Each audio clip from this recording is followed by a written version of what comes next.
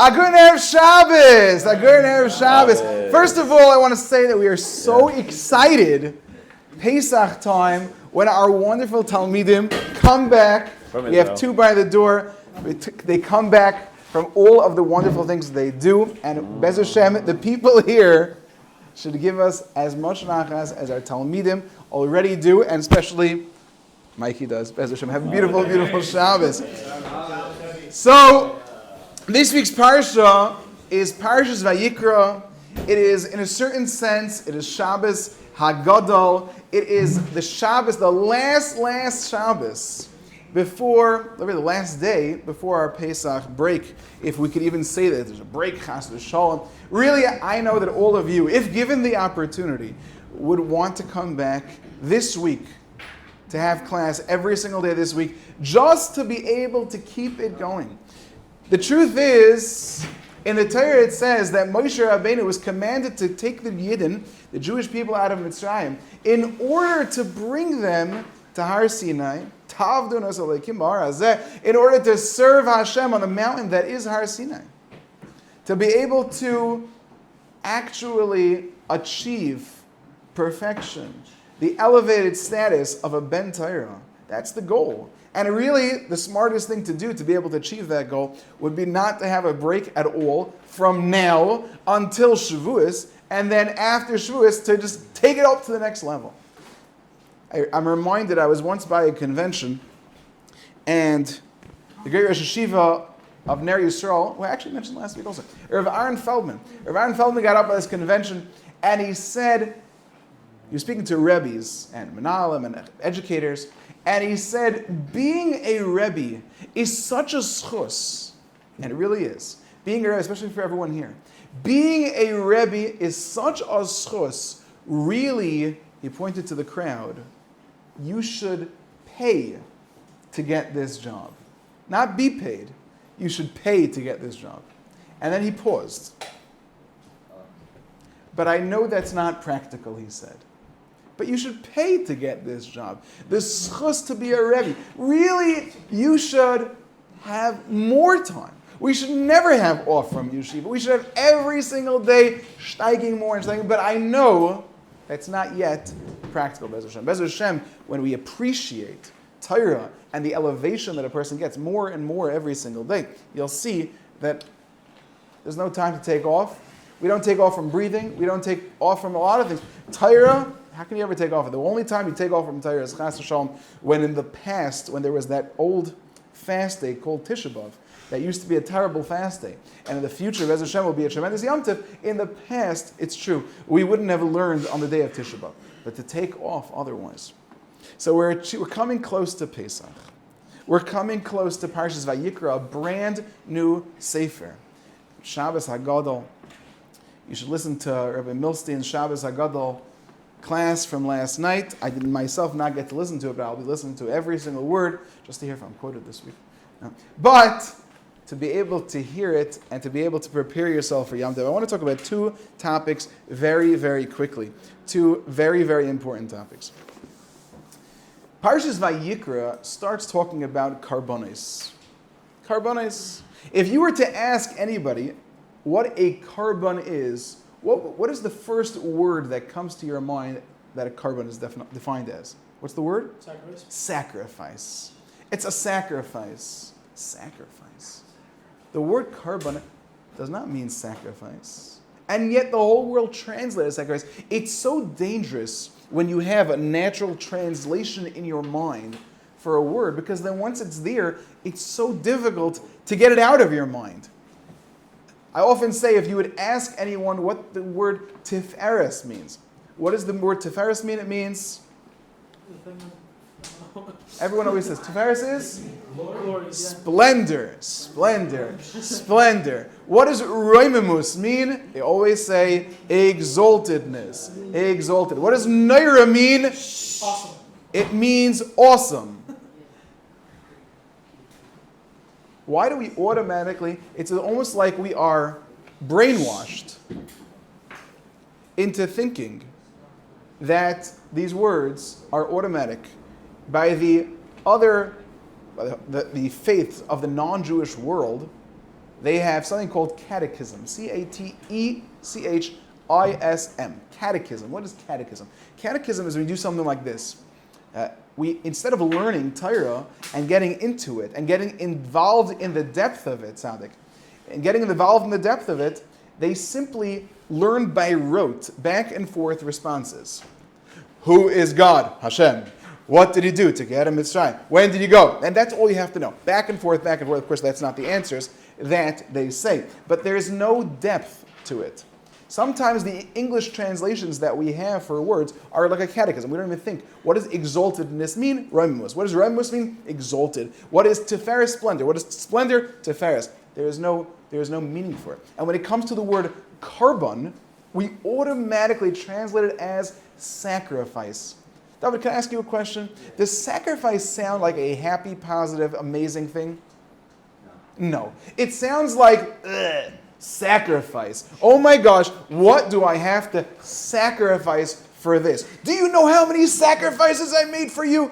Parents, chas v'shalom, might say to their kids, right? Sacrifice. It's a way of saying, I have ruined my life in order to accomplish X. And do you think that's what a carbon is? A carbon is, let me sacrifice the things I have, the things I will have to lose in order to serve Hashem.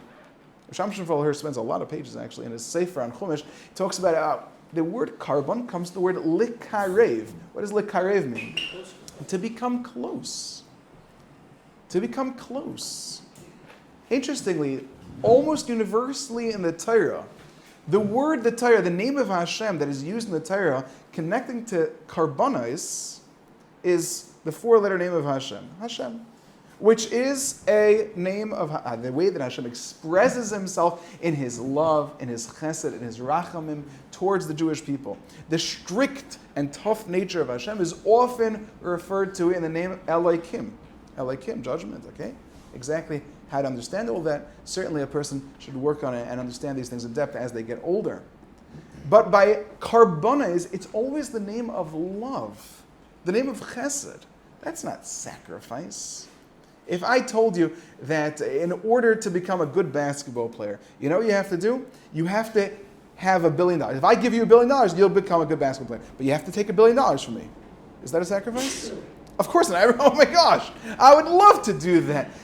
Carbon is not a sacrifice. A carbon is an opportunity to become close to He who created everything and creates everything, is, was, and always will be. That is what a carbon is. I am coming close to Hashem, not sacrifice. I am going to try to figure out any way that I can. I'm going to elevate my life to come close to Hashem. My life right now is so very, very far away from Hashem. I'm at a distance. It's a beautiful song from Avram Fried, based on a pasuk in Tehillim. Lama Hashem tamoid merachaik. Why from a distance when I need you close? A person says to Hashem, I'm so far away. I've done a lot of things. It makes me feel like I'm an untermensch. I'm a lowlife. I don't feel like I'm close to Hashem. Hashem says, all you need to do is come close. We don't have carbonis nowadays. And when we think about that we don't have carbonis nowadays, we should be bemoaning the fact, like we were talking this morning about Tzipisa Yeshua, about longing to be saved. One of the things that we lack is an obvious and open way to get closer to Hashem. Those who come close to Hashem are the happiest people around, the most fulfilled people around, and we don't have that method. In the olden days, if a person would bring a carbon chatas, a sin offering, to be able to get close to Hashem, so they would commit to doing tshuva, they would bring the carbon, and then they would be full of joy that they had been released from that terrible feeling of guilt. How many of us here, don't raise your hands, but how many of us here have a sense of guilt, of a feeling that just doesn't seem to go away? I have a dear friend. He's a very, very special and wonderful person. Very special. For 12, 13, 14 weeks, there was a certain thing that he was working on. He was working on.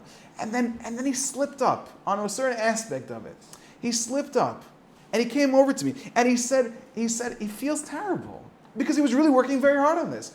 I told him it's a Gemara. The Gemara says about Shaul HaMelech, about the embarrassment that Shaul HaMelech got because he did certain averes, that there was a certain level of kapara he had been cleaned off of his avera.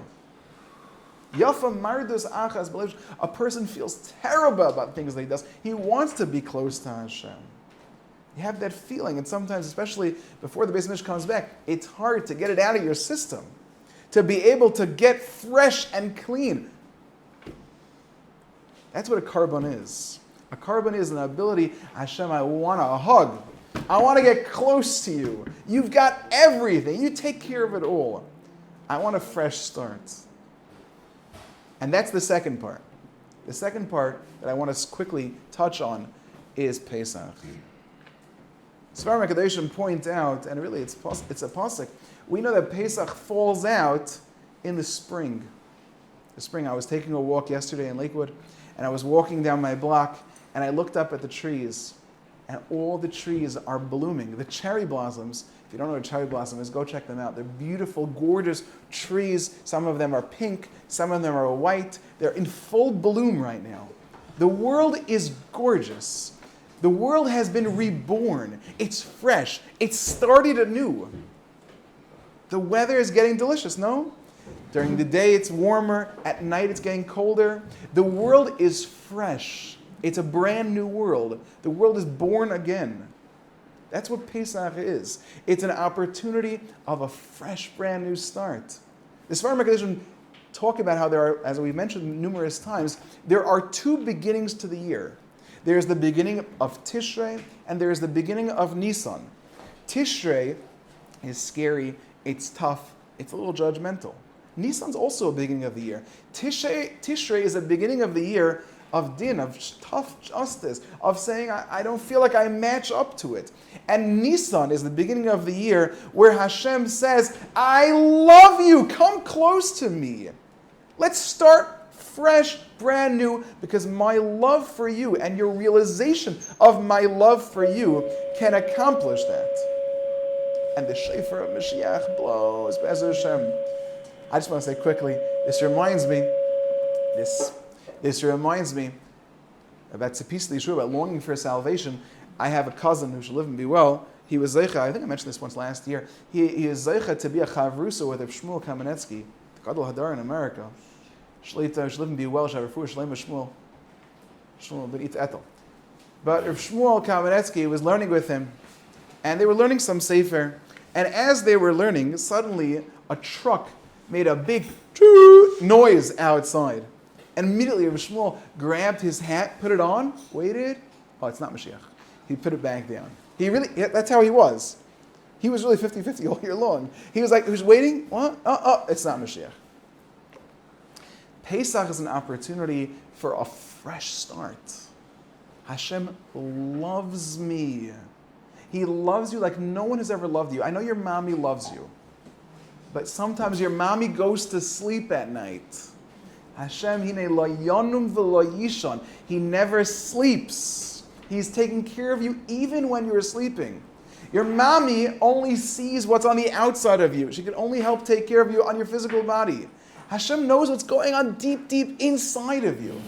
Your mommy will only understand the things that you tell her. Hashem knows exactly what's going on in your mind. Hashem would love to hear about you. And even with all the things that's going on inside of you, Hashem still loves you. It's Nisan. That gorgeous weather outside is telling you Hashem is saying it's fresh. It's a whole new world to look at that looks out upon you. There's no question that there's no such thing as coincidence in the world. If you have a carbon and the Parshas Vayikra, Tzav, these Parshas, come right around the same time as Pesach, Hashem is telling you, I want to be close with you. I want to have a relationship with you. If you made mistakes before, trust me, we'll figure it out.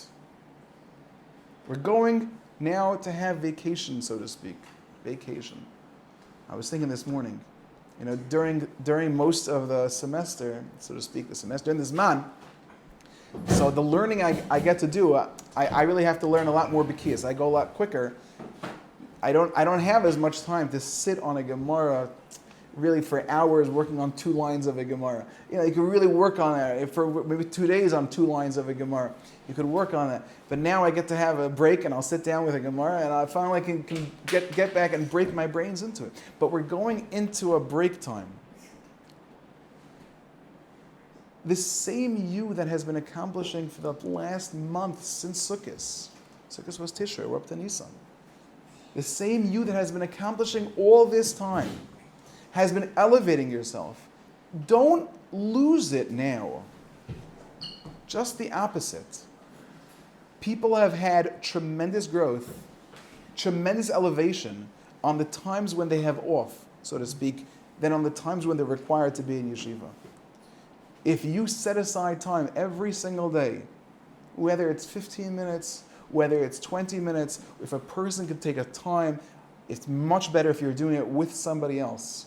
If you have a chavrusa, whether the chavrusa is on the phone when it's not Yom Tov, or the chavrusa is in person when it is Yom Tov. To be able to spend some time on your development, you can achieve much more during this break than you have during the entire year. And by doing that, you will truly be a korban. You will not be sacrificing anything. You'll not be sacrificing anything. You'll be coming closer to Hashem. You'll be coming closer to yourself. You'll be elevated. You'll be mechadesh. You'll be zeicha to the bracha hamechudeshes. All the brachas of Nisan. And be'ezer Hashem, we will be zeicha that this year we will be zeicha l'shana haba b'Yushalayim. We'll join Sim in Eretz Yisrael. Well, all of us will be in Eretz Yisrael. Be'ezer Hashem, have a beautiful Shabbos.